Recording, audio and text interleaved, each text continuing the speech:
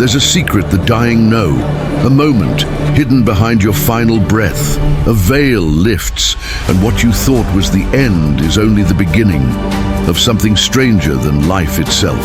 No more body, no more time, only awareness, drifting, a watching. What lies in that in-between space? What ancient voices echo beyond the veil? What if the moment of death is the most important moment of your entire existence? For thousands of years, mystics have whispered of a hidden map, a sacred guide through the realm between death and rebirth, a world called the Bardo. Not a myth, not a metaphor, but a reality you will one day face.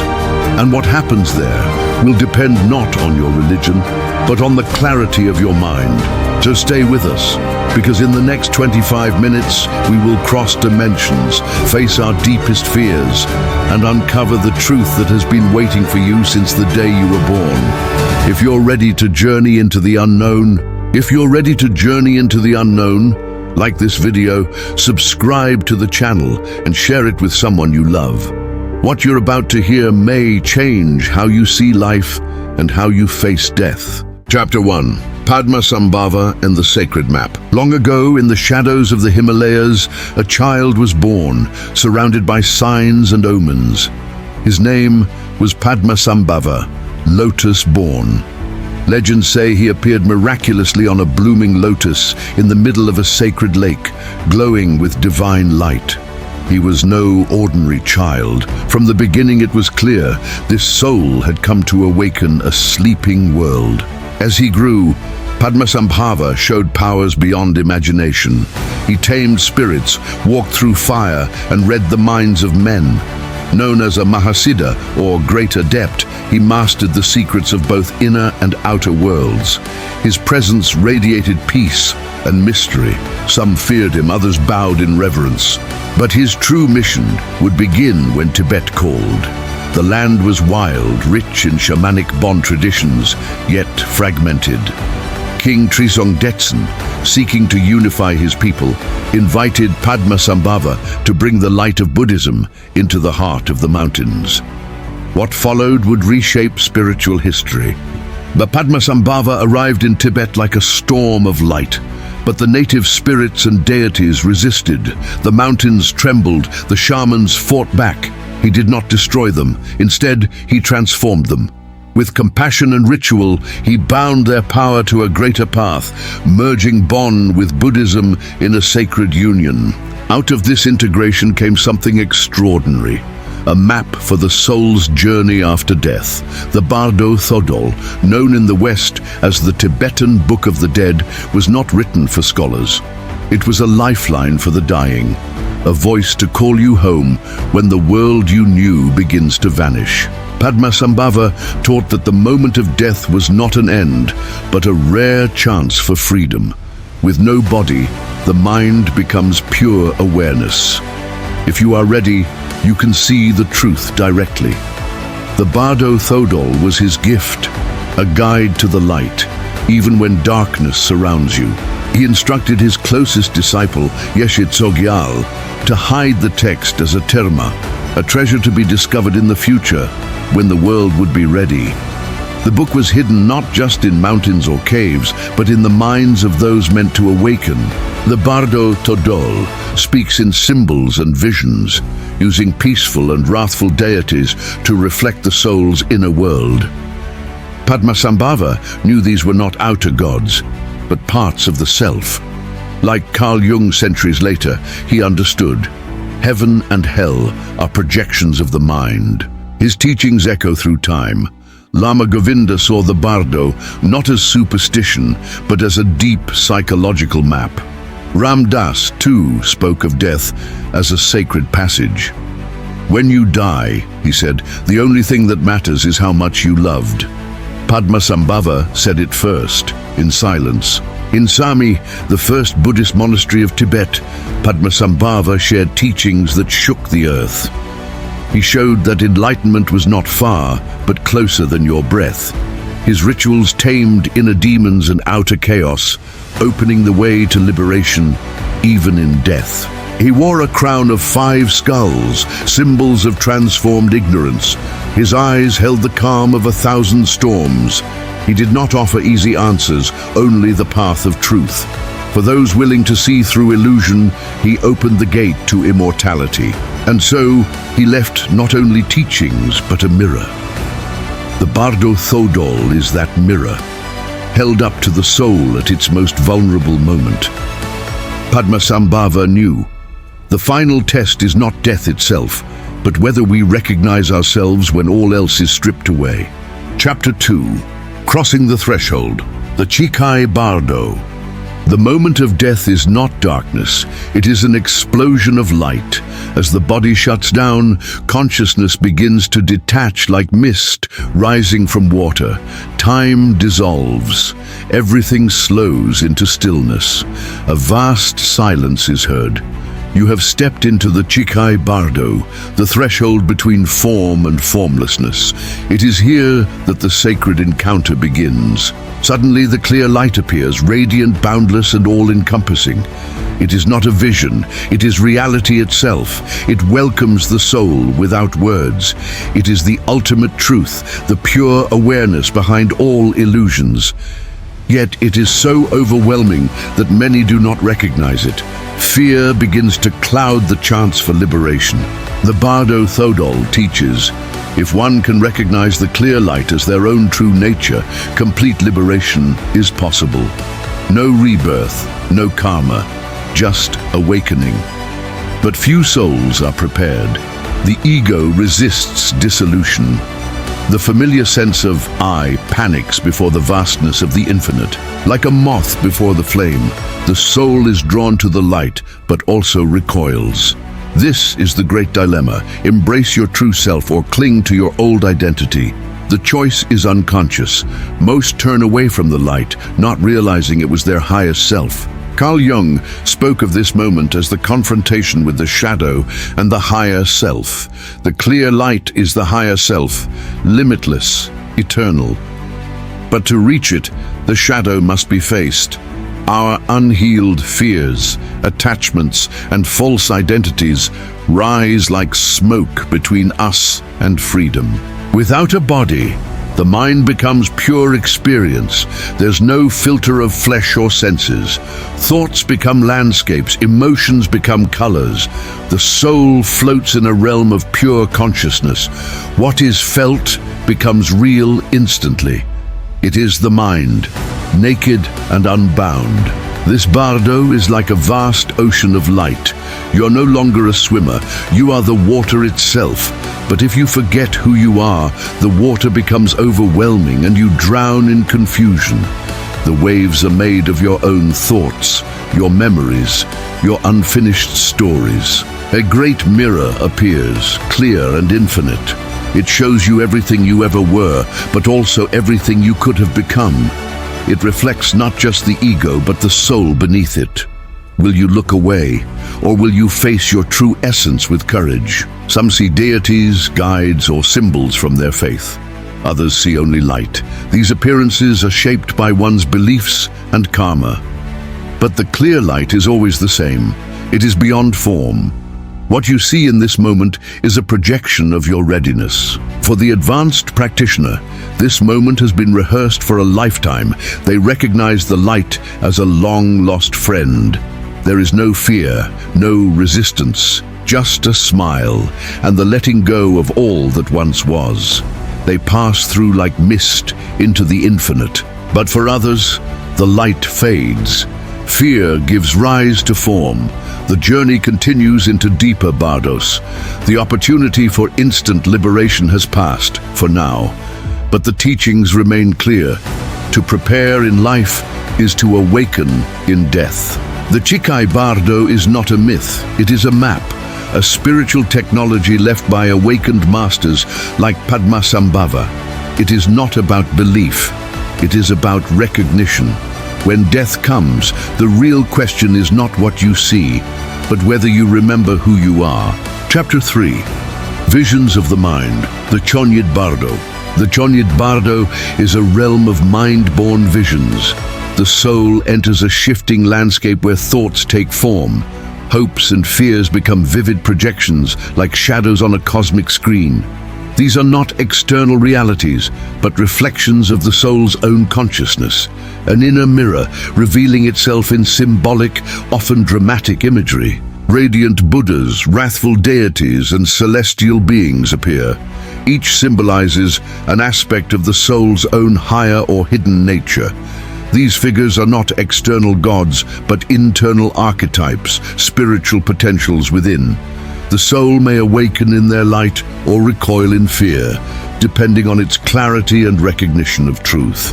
Fierce demons emerge, flaming, monstrous, grotesque, but they are mind creations too, born from suppressed trauma, anger, guilt, or craving. These fearsome beings are not enemies, they are messages. If met with fear, they seem terrifying. If met with awareness, they dissolve into light. Here Carl Jung's vision comes alive.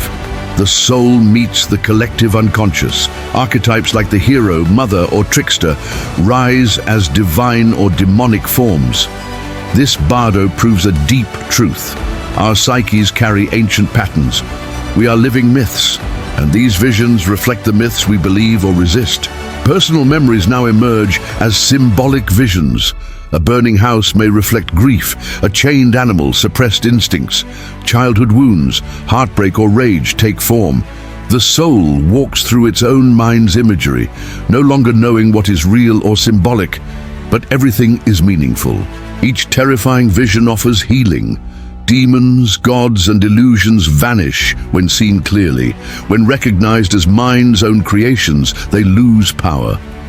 Awareness is the light that reveals the truth. Every shadow hides a lesson, and each confrontation is a chance for transformation.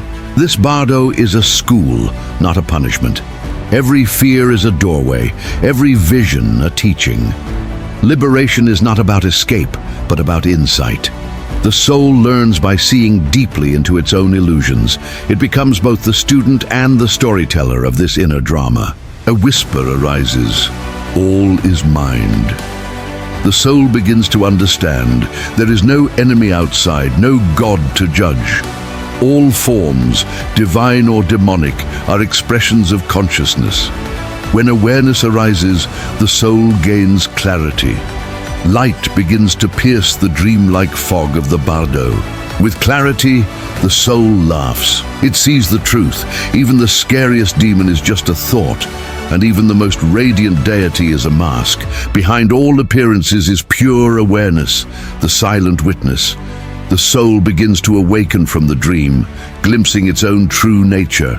The teaching of shunyata, or emptiness, emerges. It's not nothingness, but infinite openness, where all things appear and dissolve. Like waves in an ocean, visions rise and pass. This insight frees the soul. Nothing is fixed, and liberation comes through seeing the illusion as illusion. The more the soul clings to identity or form, the more trapped it becomes. But when it lets go, when it sees through the illusion, the Bardo becomes light-filled. Fear transforms into curiosity. The soul begins to explore instead of flee, and pain turns into deep compassion. The Chonyid Bardo ends with insight, not escape. I am the dreamer and the dreamed. The soul floats free, no longer grasping illusions. What comes next depends on what was learned in this realm. If wisdom arose, it moves toward light. If not, the cycle may begin again. Chapter 4. The Pull of Rebirth, the Sidpa Bardo. Karma's power in the Sidpa Bardo. Karma acts as an unstoppable force that guides the soul to its next life. The accumulated actions, thoughts, and emotions of past lives shape the conditions of rebirth. In the Sidpa Bardo, the soul is not consciously choosing its new body. It is drawn by karmic tendencies and unaddressed desires, leading to a process that is both automatic and deeply influenced by past experiences. Desire, attachment, and fear, the drivers of rebirth. Desire, attachment, and fear dominate the Sidpa Bardo. These emotions are deeply rooted in the unconscious, driving the soul's attraction to a new birth. If the soul does not release these emotions, it will continue in the cycle of rebirth. As Sogyal Rinpoche teaches, these emotions are the key to continued existence unless the soul can detach and transcend them. Visions of couples and bodies. Rebirth's moment in the Sidpa Bardo. The soul experiences visions of couples in union, symbolizing the act of creating a new life. These visions represent the moment when the soul is pulled towards reincarnation. This process is not a conscious decision, but a karmic impulse that draws the soul to a new body. The soul's attraction to these visions reflects its desire to continue experiencing life. Reincarnation, freedom or condemnation. The Sidpa Bardo represents a crucial point in the soul's journey. While the soul is drawn to rebirth, it can choose liberation instead. If the soul can detach, it can escape the cycle of reincarnation and merge with the clear light. This is the ultimate test in the Sidpa Bardo, whether the soul recognizes the illusion of rebirth or remains trapped in the cycle driven by desires and attachments. The trap of rebirth. Unconscious repetition. For most beings, the Sidpa Bardo is a place of unconscious repetition. Driven by desires and fears, the soul blindly enters a new life without awareness. This cycle continues endlessly unless the soul becomes conscious of its choices. Ram Dass reminds us that life is not what we think it is. To break the cycle, we must stop identifying with our desires and fears, seeing them for what they truly are, temporary illusions.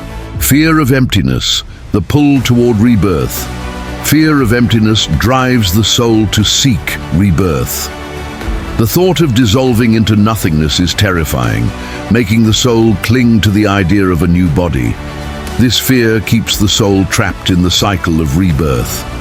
The Bardo Thodol teaches that true liberation comes when we let go of the fear of emptiness and realize that liberation lies in releasing all attachments and identities.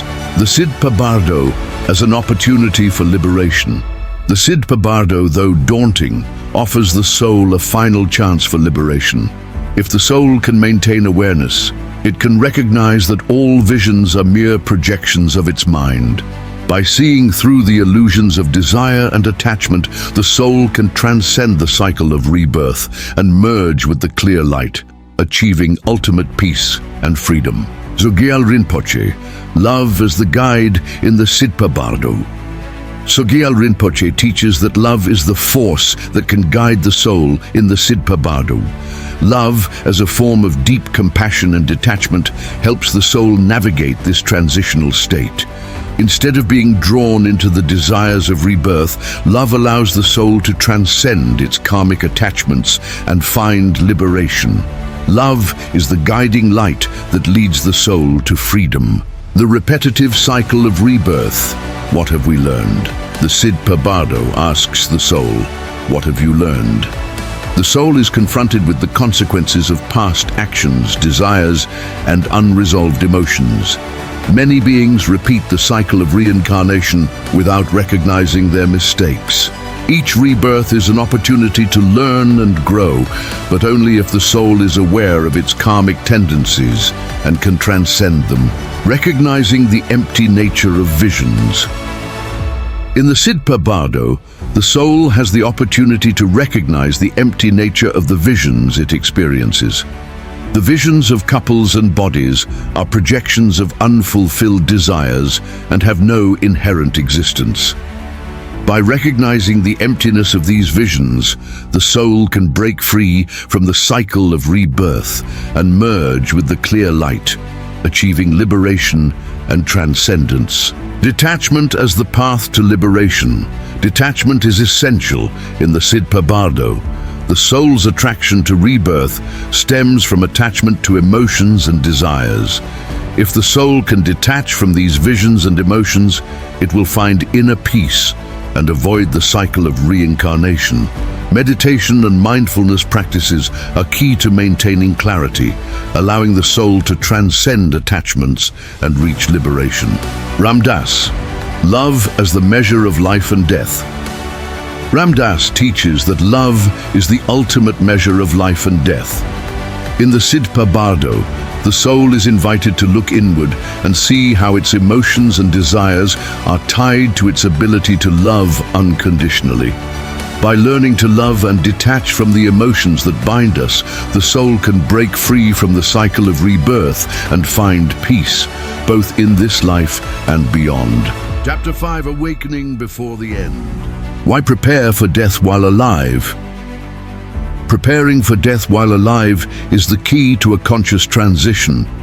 The Bardo Thodol teaches that by facing our mortality now, we cultivate awareness and reduce fear. Death is not the end, but a doorway. To recognize it as such, we must train the mind before the moment arrives, turning death into an opportunity for awakening. The Bardo as training for life. The Bardo is not only a post-death state, it mirrors life itself. Each moment is a Bardo, a transition filled with choice. Lama Govinda states that mastering the Bardos while alive is the path to spiritual maturity. Life becomes the preparation for liberation if we approach each experience as a chance to awaken. Meditation, a practice for death. Meditation prepares the soul for death by stilling the mind and revealing its true nature. In silence, we encounter the clear light, the essence we return to after death. This practice teaches us to remain centered amidst dissolution, training the consciousness to remain lucid when the body fades. Consciousness beyond form. When we meditate, we glimpse the timeless consciousness that continues after death. The ego, body, and emotions are temporary. Awareness is eternal. The more we learn to rest in pure awareness during life, the more likely we are to recognize the clear light in death and transcend rebirth. Detachment, the gateway to liberation. True preparation for death involves detachment. Letting go of identity, desires, and fears allows the soul to move freely through the Bardos. Death tests our attachments. The less we cling, the easier it becomes to merge with the luminous essence of our being rather than return to another cycle of form. Death as liberation, not defeat. Death is not the enemy. It is a sacred threshold. Sogyal Rinpoche teaches that we fear death because we don't understand it. But death offers the possibility of liberation if met with awareness and courage. To die consciously is to step into the unknown with trust, not resistance. Contemplating death to truly live. Contemplating death makes life more vivid. When we accept impermanence, every breath becomes sacred. The illusion of endless time vanishes, and what remains is the essence of presence. The Bardo Thodol invites us to reflect daily on death, not as morbidity but as the ultimate teacher of life. Lama Govinda, expansion through death. Lama Govinda describes death not as disappearance, but expansion. The soul is not extinguished, it unfolds into a higher dimension. This perspective transforms fear into wonder. Death becomes a journey into the infinite, a sacred evolution of consciousness into realms beyond time and space. The clear light, our true nature. In the Bardo, the clear light appears, offering total liberation. But to merge with it, the soul must recognize it. Daily practices of awareness, compassion, and non-duality help us remember that this light is not external. It is our very essence. Dying well means awakening to who we truly are. Recognizing the illusory self. The ego dissolves in death. If we cling to it, we suffer and return. If we see through it, we are free. The Bardos reveal that the self we defend is not real. Training ourselves in life to question our identity opens the door to liberation when the moment of death arrives. Awareness during transitions. Every transition, birth, death, change, is a Bardo. Practicing awareness during life's smaller deaths prepares us for the great one. When we stay conscious through fear, grief, and endings, we build the spiritual strength to remain lucid in the ultimate transition and recognize it as a path to freedom. Love is the bridge between life and death. Love is the most powerful force in the Bardos. Ram Dass said, love is the doorway to the higher realms. If we can die in a state of love, unconditional, open, fearless, we rise beyond the karmic pull of rebirth. To live in love is to die in peace and awaken beyond all form. From the illusions of fear to the visions of awakening, we have journeyed through the sacred realms of the Bardo. Each stage, each death, each rebirth is a mirror of the soul's eternal dance. Life itself is a Bardo, a transition inviting us to wake up again and again. As Ram Dass reminds us, in the end, we are all just walking each other home. So ask yourself, not how long you lived, but how deeply you loved. If this journey touched something in you, like the video to keep the light spreading, subscribe to Walk the Path with us, share it with fellow seekers, and don't forget to tap the bell so you never miss a step in this soul's unfolding. You are not lost. You are becoming. You are not darkness.